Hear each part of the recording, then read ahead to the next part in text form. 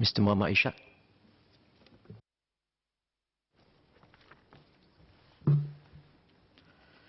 Mr. Chairman, sir, in the past year we have seen much debate on the topic of inequality, sparked in large part by the publication of Theo Yu Yen's book, This is What Inequality Looks Like.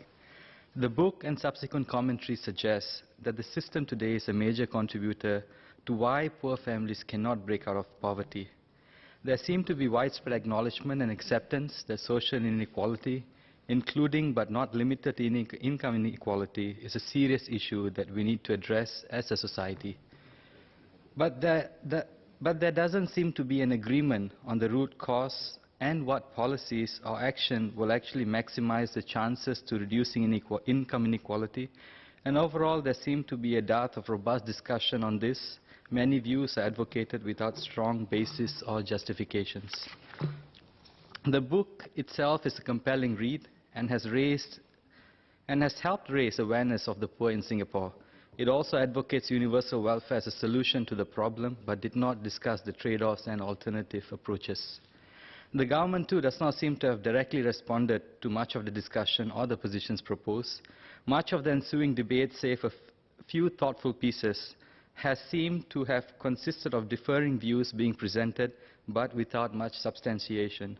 For instance, some forum letters in the Straits Times said that indeed the problem must be the system and prevailing policies.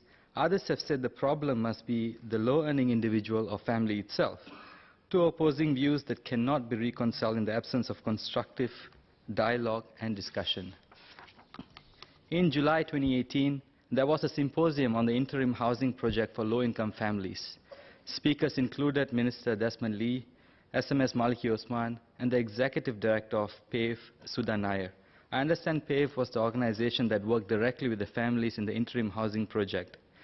In November, a book entitled How Working Together Matters, and edited by Professor David Chan, was published.